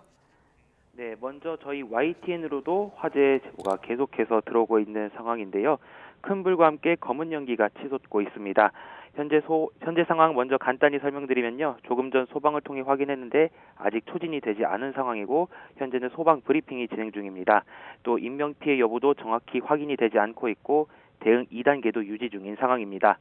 화재를 목격한 시민의 상황 설명 들어보시겠습니다. 너무 연기가 많이 나고 불이 뭐 샌드위치 판넬이라 막 그 판넬이 날아다니는 상황이었어요. 연기가 어마어마하니까 소방차도 접근하기가 힘들고요. 너무 놀랐습니다. 네, YTN으로 들어온 제보 영상도 보시겠습니다. 멀리서 보더라도 건물 지붕을 감싼 많은 연기가 하늘 높이 뿜어져 나왔었는데요. 창고에서 멀리 떨어져 있는... 네. 지금 경기 이천시 물류센터에 큰 불이 나서 화재 진압 작업이 이루어지고 있습니다. 지금 실시간 상황을 여러분께 전해드리고 있습니다. 화재 진압 작업이 지금 이루어지고 있는 상황입니다. 지금 앞서서 검은 연기가 많이 솟아오르는 그런 화면도 보여드렸는데요. 지금 상황은 연기가 어느 정도 잦아든 것으로 보입니다. 오늘 소방경찰이 160여 명이 투입돼서 지금 진화 작업이 이루어지고 있는 상황입니다. 100여 명이 넘게 대피가 이루어졌고요. 인명피해를 막기 위해서 대피 작업이 우선적으로 이루어졌습니다. 이렇게 물류창고에서 불이 나면 불이 크게 확산되고 있는 그런 상황인데요. 다행히 지금 연기는 좀 앞선 화면보다 좀 잦아든 그런 상황입니다. 소방에서 고성능 화학 차량까지 동원해서 지금 진화 작업을 벌이고 있습니다. 앞서 전문가의 설명에 따르면 물류창고가 샌드위치 패널 구조인 경우가 상당히 많기 때문에 화재가 빠르게 좀 확산되는 그런 경우가 많다고 하는데요. 저희가 취재기자 연결해서 현장 상황을 지금 들어보고 있는데요. 윤태인 기자, 제보 영상도 많이 들어왔을 것 같은데 상황을 다시 한번 좀 정리해 주시죠. 네, 현재 상황 지금 보시고 계신데요. 사다리를 길게 뻗은 소방차들도 동원됐습니다. 그래서 사다리를 뻗은 소방차들이 물을 뿌리고 있고 이런 모습 통해서 소방이 진화 작업에 총력을 기울이는 모습을 알 수 있습니다. 경기 이천시 부바릅에 있는 3층짜리 물류센터에서 불이 난 건 오늘 오전 10시 20분쯤입니다. 불이 근처로 번질 것을 우려해서 소방은 인근 소방서 장비와 인력을 모두 동원하는 대응 2단계를 발령해서 진화 작업을 벌이고 있습니다. 네, 이제 가장 중요한 게 이제 인명 피해를 막는 부분이었는데요. 지금 건물 안에 있던 사람들은 다 대피가 된 건가요? 네, 불이 난 물류센터는 지하 1층, 지상 3층으로 된 건물입니다. 지상 1, 2층에서 30명, 그리고 3층에서 30명, 지하 1층에서 50명으로 모두 110명이 대피한 것으로 파악됐고 소방은 진화 작업을 벌이면서 인명피해 여부도 계속해서 확인하고 있습니다. 이천시도 물류창고 화재로 다량의 연기가 발생하고 있다면서 주변 도로로 우회하고 또 인근 주민들은 안전에 유의하라는 안전재난 문자를 발송하기도 했습니다. 소방은 불을 모두 끈 뒤에 자세한 화재 원인을 조사할 계획입니다. 지금까지 사회부에서 YTN 윤태인입니다. 네, 다음 소식입니다. 미국과 중국이 서로에게 부과했던 관세를 115%포인트씩 낮추기로 잠정적으로 합의를 했습니다. 인하된 관세율은 90일간 적용이 되며 이번 합의가 최종적인 무역 정상화로 이어질 수 있을지 관심이 모아지고 있는데요. 정철진 경제평론가와 함께 이야기 나눠보도록 하겠습니다. 어서 오세요. 네, 안녕하십니까. 네. 미국과 중국이 테이블에서 만났는데 언론마다 분석은 다른 것 같은데 결과적으로 누가 이긴 겁니까? 어떻게 봐야 돼요? 아직까지 누가 예. 이겼다, 누가 졌다라고 판단하기는 힘들지만 굳이 그래도 판정승, 판정패를 두자면 예. 중국의 판정승이었다. 이런 그렇습니다. 평가가 오히려 많다 이렇게 보시면 알겠습니다.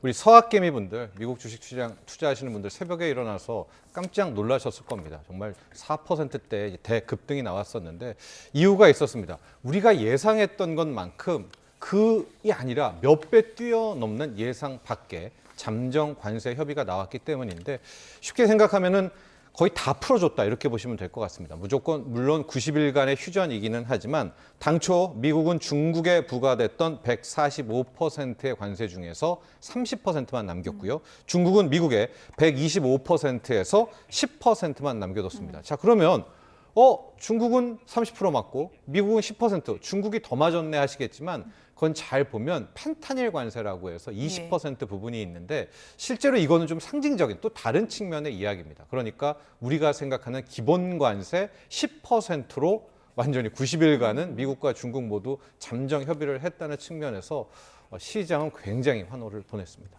초반에는 이제 미국과 중국이 전면적인 관세 정쟁으로 번지는 것 아니냐 이런 우려가 정말 컸었는데 어떻게 보면 생각보다 조금 더 빠르게 좀 합의를 찾으려고 보이는 것 같아요. 네, 그 이상이죠. 이번에 나온 노력들은. 그럼 왜 이렇게 시장에선 당초에 트럼프 대통령이 80% 정도면 적절할 거야.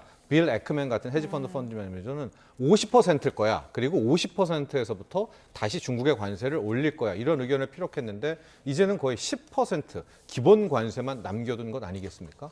왜 그랬나?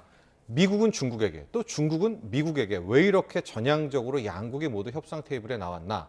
바로 이 5월 둘째 주, 셋째 주라는 시기상의 문제입니다. 왜냐하면 트럼프 대통령이 4월 초에 이 관세 폭탄 얘기한 뒤로 굉장히 이제 그 이전부터 실은 트럼프 취임부터 미국의 월마트 등은 사재기를 해놨거든요. 예. 그래서 물량을 그동안은 풀었는데 아직까지 증시엔 영향이 있었지만 실물 경제에 타격은 없었거든요. 근데 5월 첫째 주, 둘째 주가 되면 그동안에 사재기 해놨던 물량이 다 소진이 됩니다. 그러니까 월마트를 비롯해서 대형 마트들은 이제 원래 가격에서는 물건을 진열할 수가 없고 마지노선까지 온 건가요? 그렇죠. 이제 예. 관세를 붙여야 되는데 예. 지금 평균 관세가 145%잖아요. 그럼 10,000원짜리 중국 물품을 24,500원을 매겨야 되는데 그걸 어떻게 팔겠습니까? 그러니까 이제 시한폭탄, 이 시간이 짝깍짝깍 다가왔었고 반면에 중국도 그 전에 사재기가 있었기 때문에 수출은 큰 문제가 없었죠. 그러나 이미 한 2주 전, 3주 전에 출발한 배들은 미국에 내려서 5월 둘째 주부터 물건을 풀게 될 시는 145%의 관세를 맞게 되는 거 아니겠습니까?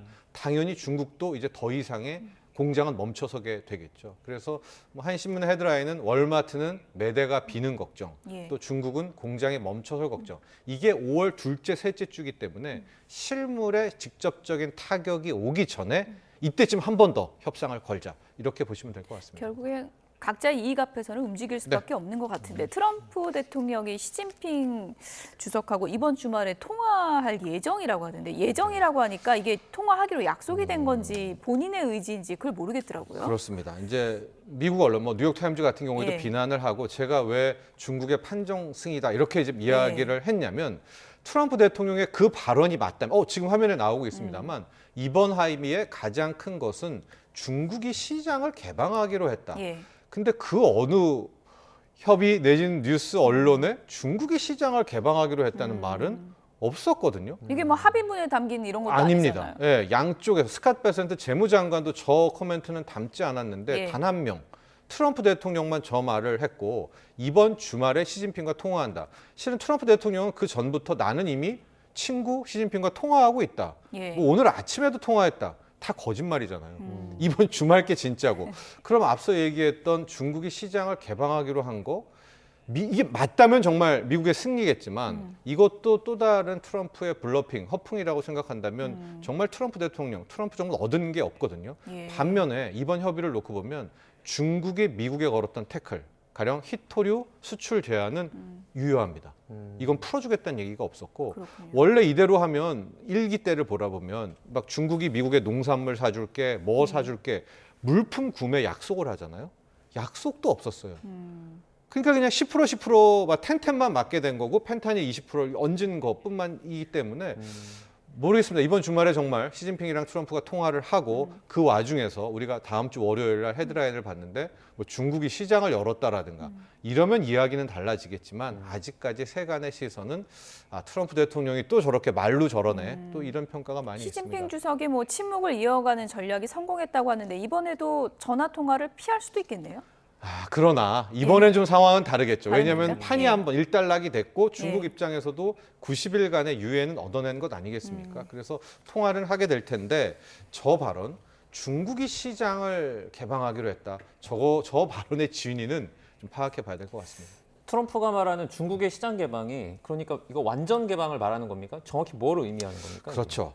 그래서 여러 가지 해석이 많이 있는데 네. 실은 이번에 미중 합의는 일기 때와는 다르게 뭐 물품을 사주고 관세 이것보다 그 마지막 정점에 뭐가 있느냐? 환율 전쟁, 즉 위안화 평가 절상이 마지막에 핵심 키워드가 될 것이다라는 이슈가 많이 있었습니다. 즉 트럼프 대통령이 뭐 저렇게 100%, 120% 얘기하고 태양광 같은 이 품목별은 3000% 관세 뭐 이렇게까지도 있지 않겠습니까? 네. 왜 저러느냐? 실은 트럼프 대통령은 다른 거 다 놓쳐도 마지막 위안화를 절상시키기 위해서 일부러 저렇게 강하게 나가는 거다라고 해서 그 끝은 위안화 절상인데 이번에 협의에는 또 환율 부분 위안화에 대한 부분은 전혀 없었거든요. 그래서 방금 앵커께서 시장을 개방하기로 했다라는 그 표현이 우회적으로 어떤 위안화와 환율 부분에 대한 코멘트가 나오는 건가? 이 부분은 실은 한번 우리가 더 주목을 해봐야 되지 않나라고 생각합니다. 네, 연준에서는 계속 위험 신호 보내고 있잖아요. 네. 이게 금리 인하 흐름과 관련해서는 어떤 부분이 예상할 수 있을까요? 그러니까 연준이 계속해서 뭐 금리 인하를 보류해야 된다, 예. 조금 더 지켜봐야 된다라는 게 역시 트럼프발 관세의 인플레이션 때문입니다. 그러니까 이 연준 같은 경우에는 지금 경기 침체는 그것만 봤으면 뭐 당장이라도 했었어야죠. 예. 왜냐하면 1분기에 연율로 마이너스 성장이 나왔기 때문에. 원래는 인하 흐름을 타고 있었잖아요. 그렇죠. 예. 그런데 지금 6월도 아니라 7월에 페드워치의 금리 인하 확률도 60%가 안 되거든요. 그럼 8월에는 없고 9월 완전히 하반기로 넘어가게 된단 말입니다. 예. 계속해서 금리 인하를 안 해줬던 건 관세가 붙게 되고 당연히 뭐 우리 쉽게 생각하죠. 관세가 붙으면 미국 내 물가는 올라가는 이 걱정을 하는 건데 우리가 생각해 볼 부분은 90일이 유예가 됐잖아요. 네. 그러면 지금 월마트라든가 아마존이라든가 메이드 인 차이나 물건은 관세 10%, 뭐 펜타닐까지 20%, 한 30% 정도의 뭐 관세만 맞은 채 실리기 때문에 이걸 가지고 인플레가 크게 자극될 것 같지는 않아요. 게다가 뭐 내일 트럼프 대통령이 중돈 순방에 가겠지만 트럼프 대통령이 또 어떻게 사우디나 이런 쪽을 압박했는지 유가는 지금 대급락한 상태거든요. 반값 유가가 현실화됐기 때문에 저는 이번에 90일 관세 유예 부분 10%로 일단 타협 잠정 합의가 된 것이 오히려 물가에는 좀 긍정적이고 그렇다면 예상 밖으로 연준의 금리 인하가 오히려 더 또 빨라질 수도 있지 않나라고 해서 조심스럽지만 저는 9월까지는 안 갈 것이다. 6월이나 네. 7월 중에는 금리 인하를 할 것으로 보고 있습니다. 미중 관세 완화 소식에 이제 뉴욕 증시 3대 지수가 같이 상승했습니다. 네. 그 대형 기술주 상승이 상당히 상대적으로 좀 두드러졌죠. 네, 왜냐하면 이제 뭐 나중된 자가 먼저 되고 먼저 된 자가 나중된 자처럼 트럼프 관세 이야기하고 빠진 친구들이 간밤에는 오히려 이제 올라갔었는데 대표적으로 가장 많이 조정을 받았던 게 빅테크들 아니겠습니까? 애플, 아마존을 손꼽을 텐데 거의 뭐 6% 이상씩 급등을 했었고 또 하나 자동차 역시도 잘 생각해 보면 이렇게 관세 깎아줘? 그럼 지금 품목별 관세 25%도 또 어떤 핑계, 어떤 이유로 또 깎아줄 수 있지 않나라는 이런 훈풍들이 불면서 자동차, 운송 지수도 급등을 했었거든요. 그런 흐름이 이어졌다 이렇게 보시면 되겠습니다. 네, 알겠습니다. 경제 이슈들 살펴봤습니다. 정철진 경제평론가와 함께했습니다. 고맙습니다.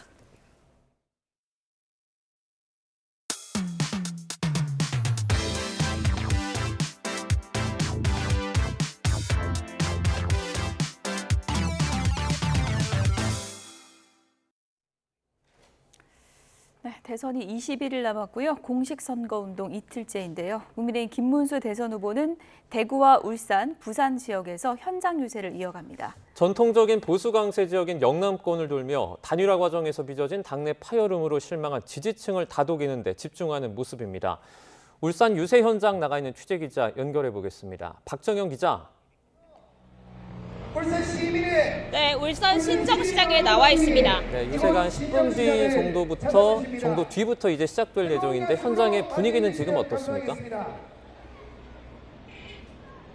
네, 김문수 후보 잠시 뒤 이곳 신정시장에 도착할 예정입니다. 1시간 정도 전부터 지지자들이 모이기 시작했는데 유세 시작이 가까워지며 분위기가 더 달아오르는 모습입니다. 김 후보는 선거운동 초반 보수정당 지지세가 강한 이곳 영남권에서 이틀 연속 머무르며 표심 잡기에 공을 들이고 있습니다. 어제도 보수의 심장이라 불리는 대구를 찾았는데 오늘도 오전 대구, 울산을 거쳐 오후엔 부산으로 향할 예정입니다. 오전 대구 유세에서도 박정희 정신과 반이재명을 거듭 언급하며 보수 결집을 강조하는 동시에 대구 경북 신공항과 대구 도심 교통망 확충 등 지역 공약을 고리로 표심 공략에도 주력했습니다. 윤석열 전 대통령 탄핵으로 치러지는 조기 대선인데다 단일화 과정의 후보 교체 논란까지 겹치며 지지층의 우려와 실망을 줬던 판단에 통합과 결집을 최우선 과제로 세운 거로 풀이되는데요. 김 후보 캠프 관계자는 통화에서 단전을 위해선 영남권발 동남권부터 시작이 돼야 한다고 강조했습니다. 김 후보가 대선 일정에 방점을 찍고 있는 또 다른 포인트, 바로 경제와 민생입니다. 지역마다 시장을 돌며 바닥 민심 다지기에 주력하고 있는데 앞서도 소상공인 전문은행 설립, 채무조정 등을 발표하며 시장 대통령이 되겠다고 약속했습니다. 계엄과 탄핵에 대한 사과, 윤석열 전 대통령과 관계 설정 역시 여전한 관심입니다. 김 후보는 어제 윤 전 대통령 비상계엄 선포로 고통을 겪은 국민에 죄송스럽다며 사과의 뜻을 전했는데 당 안팎에선 후보 차원의 공식 대국민 사과 요구 목소리도 나오고 있습니다. 다만 김 후보는 앞선 유세에선 윤 전 대통령 탈당은 본인 뜻이고 출당 조치는 계획이 없다며 선을 그었습니다. 지금까지 울산 신정시장에서 YTN 박정현입니다. 더불어민주당 이재명 대선 후보는 국민과 함께 위대한 여정의 첫걸음을 내디뎠다며 어제 공식 선거운동 첫날의 소감을 밝혔습니다.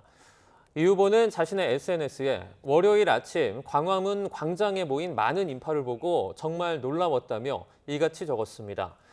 이어 빨강과 파란색이 섞인 운동화 끈을 단단히 묶고 여러분의 희망을 담아 K 이니셔티브의 첫걸음을 내디뎠다고 말했습니다. 국민의힘 김문수 후보가 윤석열 전 대통령의 탈당은 본인 뜻에 달렸고 현재로서는 출당 조치할 계획이 없다고 말했습니다. 김 후보는 대구 경북 선대위 출정식을 마친 뒤 기자들과 만나서 윤 전 대통령이 잘못한 부분이 있다면 당에도 책임이 있다고 지적했습니다. 다만 계엄은 극단적인 선택 중 하나고 그 방법이 옳았는지에 대한 논란이 있지만 자신은 그런 방식으로 부족한 소통 문제를 해결할 수 있다고는 생각하지 않는다고 설명했습니다. 개혁신당 이준석 대선 후보는 국민의힘이 추진하는 빅텐트론에 참여할 생각이 없다고 거듭 선을 그었습니다. 이 후보는 라디오 방송에서 국민의힘이 자신과 친분이 있는 김용태 의원을 비대위원장으로 내정해 단일화를 시도할 것이라는 분석을 두고 응할 가능성이 전혀 없다며 이같이 강조했습니다. 이어 김 의원도 아닌 건 아니라고 끊는 자신의 스타일을 알기에 실제 단일화하자고 연락하지 못할 거라고 전했습니다. 지방선거 공천을 대가로 불법 정치자금을 챙긴 혐의를 받는 건진법사 전성배 씨의 두 번째 재판이 진행됐습니다. 이번에도 전 씨 측은 무속인이라 정치자금법 위반 주체가 될 수 없다는 주장을 폈는데 김건희 여사에게 목걸이 등을 전달했는지 등 질문에는 침묵으로 일관했습니다. 이현정 기자입니다. 건진법사 전성배 씨에 대한 두 번째 재판이 열렸습니다. 전 씨는 지난 2018년 지방선거를 앞두고 경북 영천시장 예비후보로부터 공천 대가로 현금 1억 원을 받은 혐의를 받고 있습니다. 전 씨는 기도비 명목으로 돈을 받았지만 경선 탈락 후 돈을 돌려줬다고 주장해왔습니다. 재판에서도 전 씨 측은 정치자금법 위반의 주체는 정치활동을 하는 사람인 만큼 무속인인 전 씨는 처벌할 수 없다는 입장을 거듭 밝혔습니다. 하지만 검찰은 전 씨가 이른바 정치 브로커로 활동한 것으로 보고 있는데 전 씨 휴대전화에서 이른바 윤핵관으로 분류되는 정치인들과 나눈 문자 메시지를 확보해 전 씨가 각종 인사청탁에 개입했다는 의혹에 대해서도 수사를 이어가고 있습니다. 문자 메시지를 보면 전 씨는 지난 2022년 윤 전 대통령 당선 직후 국민의힘 윤한홍 의원에게 인사를 부탁한 3명 가운데 1명만 들어갔다며 항의했는데 윤 의원은 아무런 도움이 못 돼 죄송하다며 사과했습니다.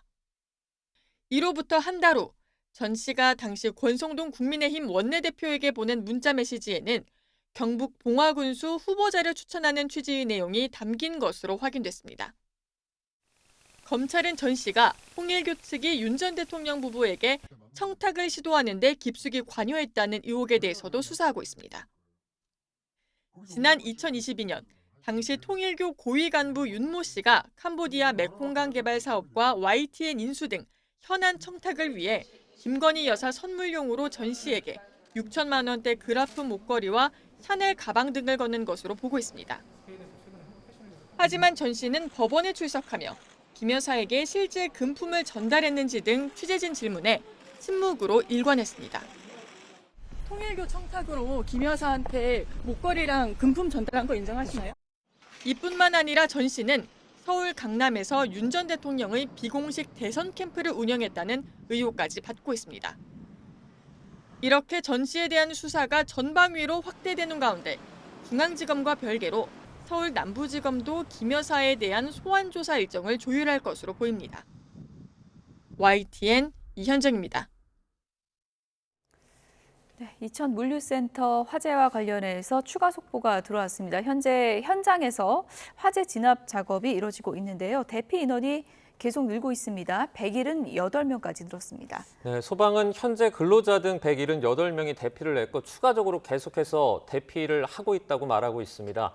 대피 인원은 계속해서 늘어날 것으로 보이고요.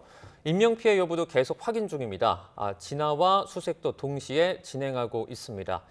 관련 소식은 또 계속해서 저희가 들어오는 대로 전해드리도록 하겠습니다.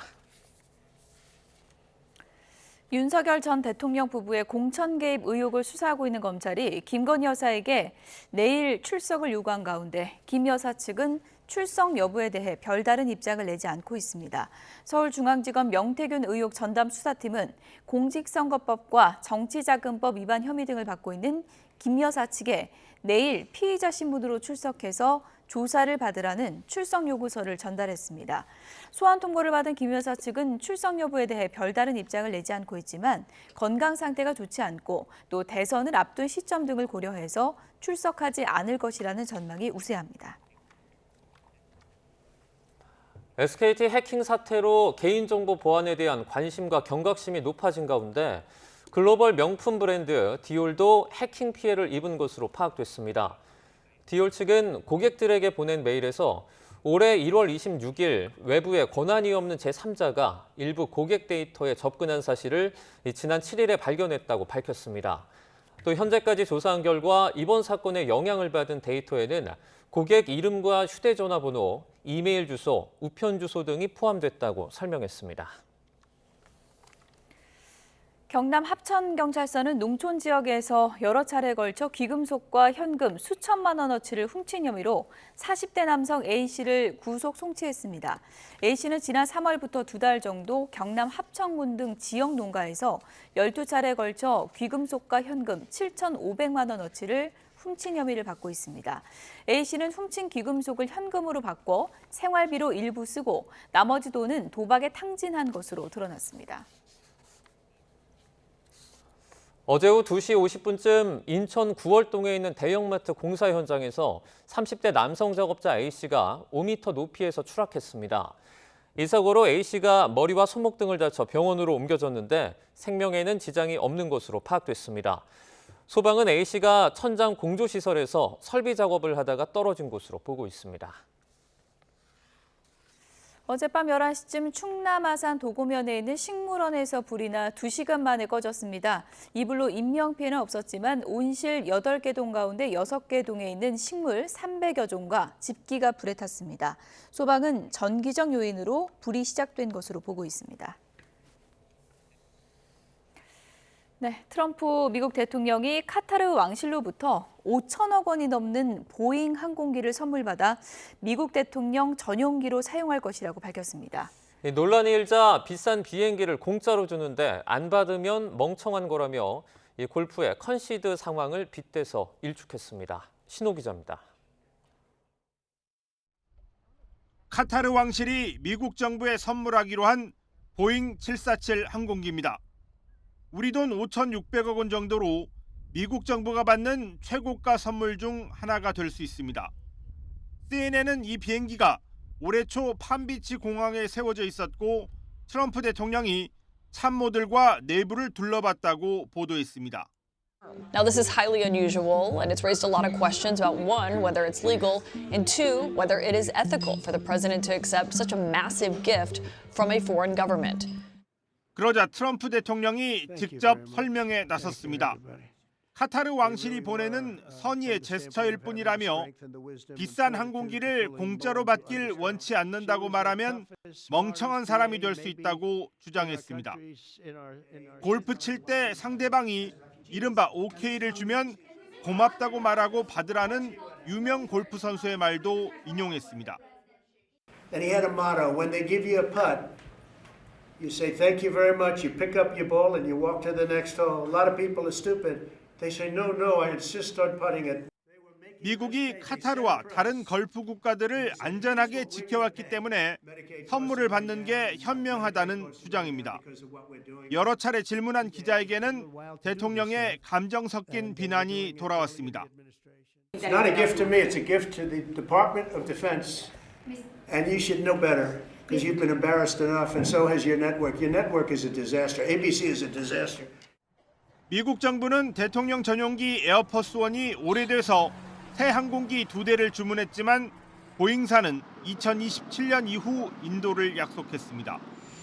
새 전용기가 필요하다고 해도 초고가 선물의 대가성 논란이 제기된 가운데 트럼프 대통령은 카타르를 포함한 중동 손방길에 올랐습니다. YTN 신호입니다.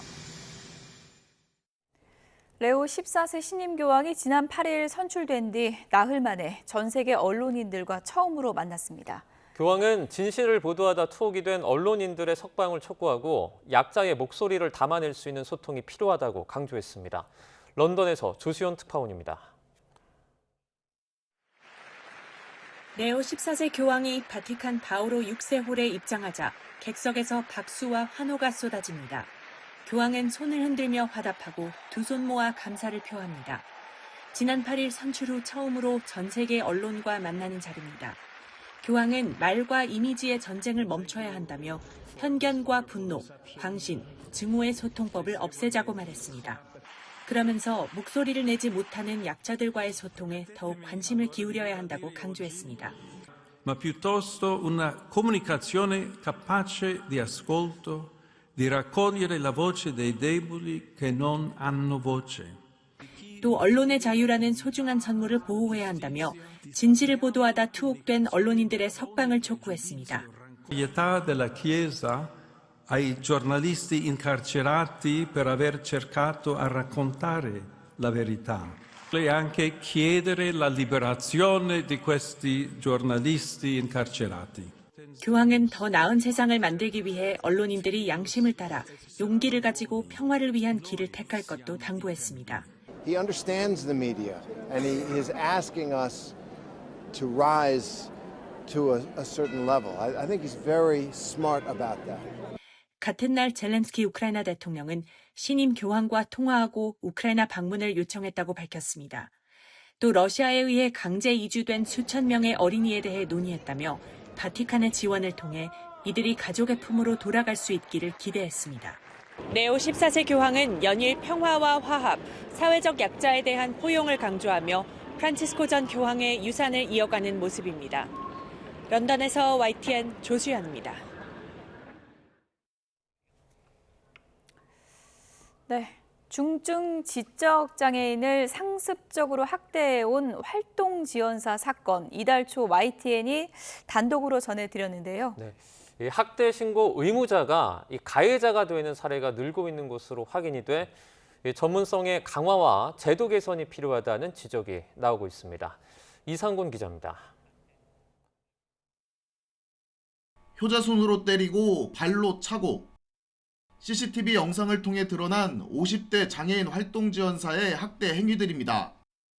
피해자는 의사소통이 어려운 중증 지적장애인이었습니다. 솔직히 처음에는 안 믿겼어요.